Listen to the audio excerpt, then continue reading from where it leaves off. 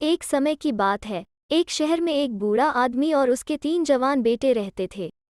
उनमें से 2 होशियार थे और तीसरा, जिसका नाम येमिला था, बेवकूफ था। दोनों बड़े भाई सदा काम में लगे रहते थे, जबकि येमिला दिन भर अलाव घर में पड़ा रहता था। उसे किसी भी बात की फिक्र नहीं होती थी। एक दिन उसके दोनों भाई बाजार गए हुए थे। उनकी बीवियों ने येमिला से कहा, येमिला, थोड़ा पानी ले आओ। येमिला ने अलाव घर से लेटे लेटे ही जवाब दिया, मैं नहीं जाऊंगा। जाओ येमिला, वरना तुम्हें आज खाना नहीं मिलेगा। अच्छा, जाता हूँ। तब येमिला अलाव घर से नीचे उतरा। उसने जूते पहने, कफ्तान बदन पर डाला और 2 डोल व एक कुल्हाड़ी हाथ में लेकर नदी की ओर चल दिया। नदी पर बर्फ जमी हुई थी। येमिला ने अपनी कुल्हाड़ी से उसमें एक बड़ा सुराख बनाया और पानी के दोनों डोल भर लिए। फिर वो डोलों को बर्फ पर रख झुककर सुराख में झांकने लगा। तभी उसने एक शचूका मछली को पानी में तैरते देखा। उसने झट से अपनी बाँह पानी में डाल दी। दूसरे ही पल शचूका उसके हाथ में थी। आज तो मछली के शोरबे का मजा आ जाएगा, येमिला ने खुश होकर अपने आप से कहा। तभी शचूका मनुष्य की आवाज में बोल उठी, मुझे छोड़ दो येमिला। येमिला दंग रह गया। शचूका ने फिर कहा, मुझे छोड़ दो येमिला, मैं किसी रोज तुम्हारे काम आऊंगी। लेकिन येमिला ने उसकी बात हंसी में उड़ा दी, तुम भला मेरे किस काम आओगी? नहीं, मैं तुम्हें अपने घर ले जाऊंगा और अपनी भाभियों से कहूंगा कि वे मेरे लिए मजेदार शोरबा बना दें। तुम्हारा शोरबा खूब मजेदार बनेगा। लेकिन शचूका ने गिड़गिड़ाकर कहा, मुझे छोड़ दो येमिला, मैं तुम्हारी हर इच्छा पूरी कर दूंगी। अच्छा? येमिला ने चौंक कर कहा, फिर तो तुम्हें पहले यह साबित करना होगा कि तुम मुझे धोखा तो नहीं दे रही हो। शचूका बोली, अच्छा बताओ, तुम्हें अभी क्या चाहिए? मैं यह चाहता हूँ कि मेरे डोल अपने आप घर पहुँच जाएं और रास्ते में एक बूंद पानी भी न गिरने पाए। ऐसा ही होगा, येमिला, शचूका ने कहा। जब कभी तुम्हें किसी चीज़ की इच्छा हो, बस यह कह देना, हुक्म शचूका का, इच्छा मेरी, और फौरन वैसा ही हो जाएगा। येमिला झट से बोला, हुक्म शचूका का, इच्छा मेरी, डोल अपने आप घर पहुँच जाएं। येमिला का इतना कहना था कि दोनों डोल पहाड़ी पर चढ़ने लगे। येमिला की खुशी का ठिकाना न रहा। येमिला ने शचूका को फिर से पानी में छोड़ दिया और खुद डोलों के पीछे पीछे चल रहा था। डोल चलते चलते सीधे येमिला के मकान में घुस गए और कूदकर बेंच पर जा टिके। येमिला फिर से अलाव घर पर चढ़कर लेट गया। थोड़े दिनों बाद येमिला की भाभियों ने उससे फिर कहा, वहाँ क्यों पड़े हो, येमिला? नीचे उतरकर हमारे लिए थोड़ी सी लकड़ी चीर दो। मैं यह काम नहीं करूँगा। अगर तुम हमारा कहना नहीं मानोगे तो फिर तुम्हें आज खाना नहीं मिलेगा। येमिला अलाव घर से उतरना नहीं चाहता था। तभी उसे शचूका की बात याद आई। वो धीरे से बुदबुदाया, हुक्म शचूका का, इच्छा मेरी, चल री कुल्हाड़ी, उठ और जाकर कुछ लकड़ी चीर दे। लकड़ियों, घर के अंदर चली आओ और कूदकर अलाव घर में बैठ जाओ। अगले ही पल उसने देखा कि कुल्हाड़ी बेंच से नीचे कूदी और आंगन में जाकर लकड़ी चीरने लगी। चिरी हुई लकड़ियां अपने आप मकान के अंदर आईं और कूदकर अलाव घर में बैठ गई। इस तरह कुछ समय बीता। फिर येमिला की भाभियों ने उससे कहा, लकड़ियां खत्म हो गई हैं, येमिला, जाओ जंगल से कुछ लकड़ी काट लाओ।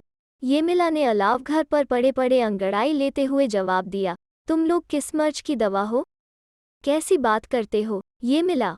औरतों ने कहा, जंगल में जाकर लकड़ी काटना तो हम लोगों का काम नहीं है। लेकिन मैं भी ऐसा करने को तैयार नहीं हूँ। येमिला बोला, अच्छा, तो फिर तुम्हें आज खाना नहीं मिलेगा, उसकी भाभियों ने कहा। अब येमिला क्या करता? वो अलाव घर से नीचे उतरा और रस्सी कुल्हाड़ी लेकर आंगन में गया। वहां पहुंचकर वो स्लेज गाड़ी पर सवार हुआ और फिर चिल्लाकर बोला, भाभियों, फाटक खोलो। उसकी भाभियां उस पर हंसकर बोली, मूर्ख कहीं के, स्लेज गाड़ी में बैठे क्या कर रहे हो? उसमें अभी तुमने घोड़े तो जोते ही नहीं। मुझे घोड़े नहीं चाहिए। ओह, तो गाड़ी खुद खींचने का इरादा है। इतना कह उसकी भाभियों ने फाटक खोल दिया। तब येमिला ने धीरे से कहा, हुक्म शचूका का, इच्छा मेरी, चल री स्लेज गाड़ी, जंगल की तरफ। स्लेज गाड़ी सचमुच ऐसे सनसनाती हुई फाटक के बाहर निकलकर दौड़ चली कि कोई घुड़सवार भी उसका पीछा नहीं कर सकता था। भाभियां स्तब्ध सी खड़ी उसे जाते हुए देख रही थीं। जंगल की सड़क शहर में से होकर गुजरती थी।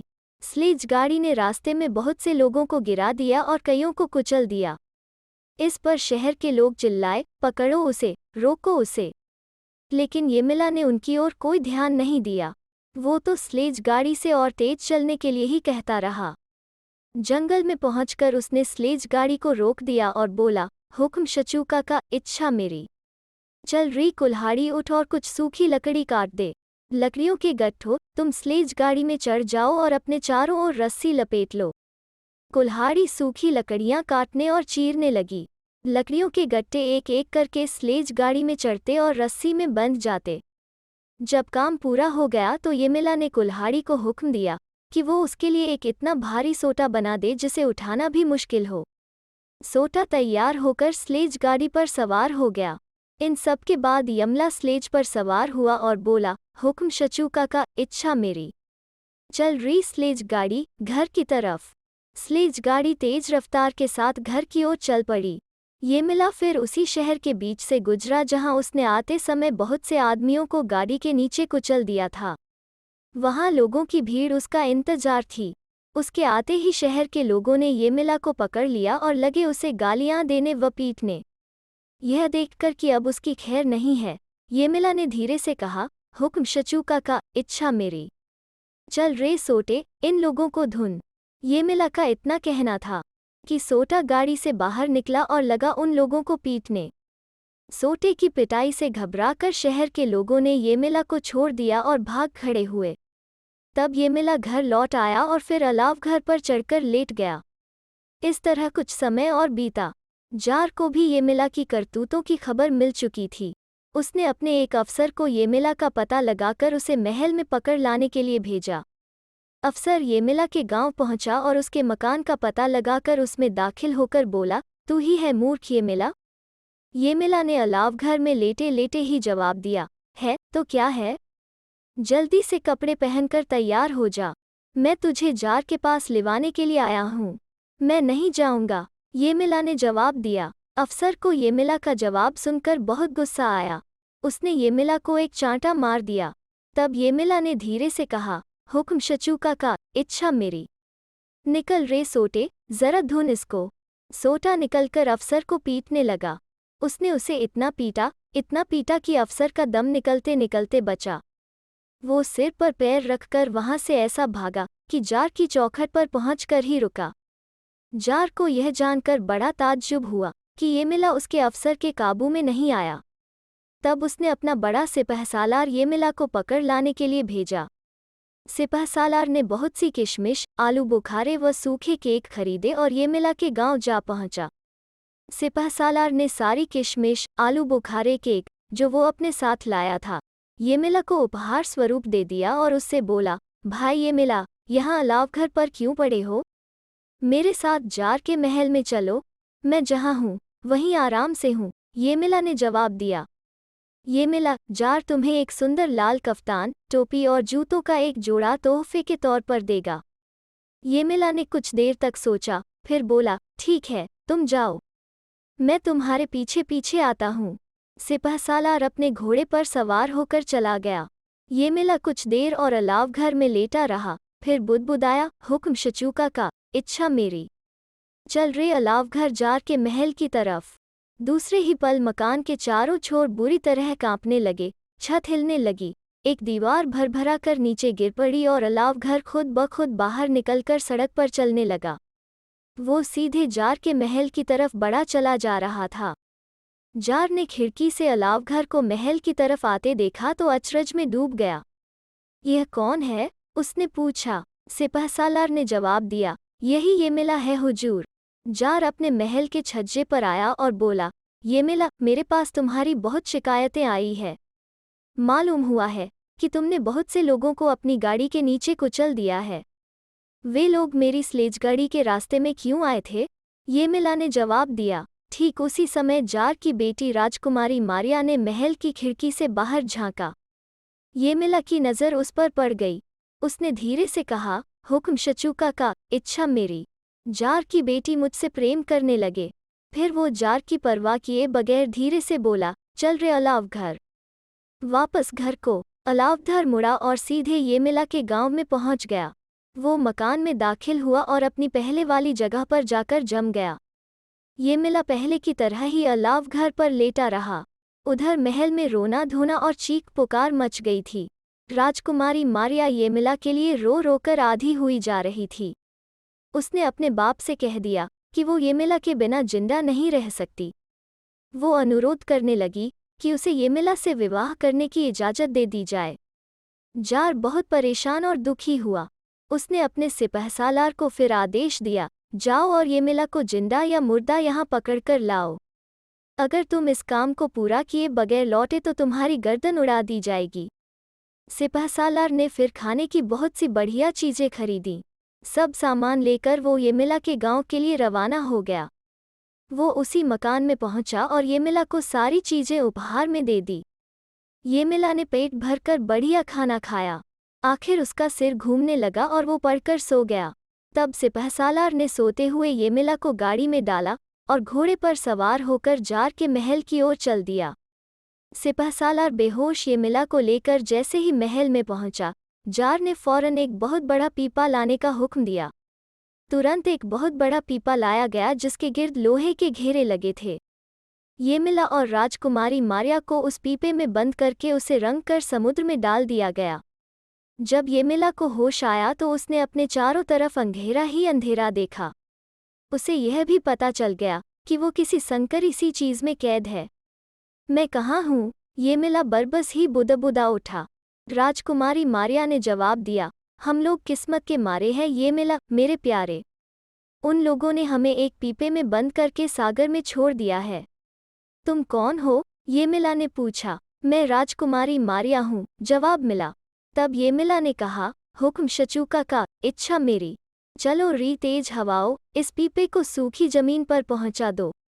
सचमुच तभी बड़ी तेज हवाएं चलने लगी, समुद्र खौलने लगा, पीपा सूखी जमीन पर पहुंच गया और पीली रेत पर टिक गया। राजकुमारी मारिया और येमिला उसमें से बाहर निकल आए।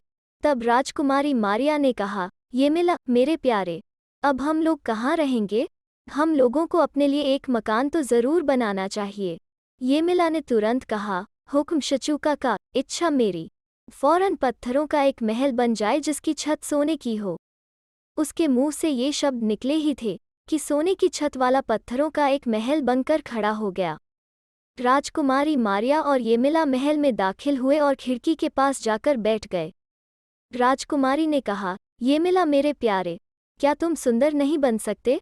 येमिला ने ज्यादा सोच विचार न किया और फौरन कहा, हुक्म शचूका का, इच्छा मेरी। मैं बहुत सुंदर वीर युवक बन जाऊं। देखते ही देखते येमिला एक बहुत सुंदर युवक बन गया। कुछ दिनों बाद जार शिकार खेलता हुआ उधर आ निकला। समुद्र तट पर उसने एक ऐसा शानदार महल खड़ा देखा जैसा पहले कभी नहीं देखा था। किस अहमक ने मेरी जमीन पर महल बनाने की जुर्रत की? फिर अपने दूतों को यह पता लगाने के लिए भेजा कि यह जुर्म किसने किया है। जार के दूत दौड़ते हुए महल के सामने पहुंचे और खिड़की से नीचे झांक रहे येमिला को पुकार कर पूछने लगे, तुम कौन हो? जार से जाकर कहो कि वो खुद यहाँ आए। मैं उसे ही बताऊंगा कि मैं कौन हूँ, येमिला ने जवाब दिया। येमिला का संदेश पाकर जार खुद वहां पहुंच गया। येमिला ने महल के फाटक पर जार का स्वागत किया और उसे महल के अंदर ले गया। तब जार ने पूछा, तुम कौन हो, वीर युवक? मुझे अपने बारे में कुछ बताओ। आखिरकार येमिला बोला, क्या आपको उस मूर्ख येमिला की याद है जो एक अलावघर पर चढ़कर आपसे मिलने आया था? क्या आपको याद है कि आपने किस तरह उसे अपनी बेटी राजकुमारी मारिया के साथ एक पीपे में बंद करा के समुद्र में फेंकवा दिया था? मैं वही येमिला है। अगर मैं चाहूँ तो आपकी पूरी बादशाहत में आग लगाकर उसे मटियामेट कर सकता हूँ। जार का दम सूख गया। वो येमिला से माफ़ी मांगने लगा और गिड़गिड़ाकर बोला, मुझ पर दया करो येमिला। तुम मेरी बेटी से ब्याह कर लो और मेरा राजपाट सब ले लो। तब येमिला का राजकुमारी मारिया के साथ विवाह हो गया। जार ने अपना राजपाट येमिला को सौंप दिया। येमिला ने अपनी शादी के उपलक्ष्य में ऐसी शाही दावत दी कि लोग दंग रह गए। उसके बाद येमिला ने काफ़ी समय तक राज किया। उसके राज्य में प्रजा सुखी संपन्न रही। जार येमिला ने अपनी पत्नी राजकुमारी मारिया के साथ खुशी खुशी जीवन व्यतीत किया। तो दोस्तों, कैसी लगी आज की लोककथा? अगर अच्छी लगी तो लाइक और शेयर करें और चैनल को सब्सक्राइब करना ना भूलें। फिर मिलते हैं एक नई लोककथा पर।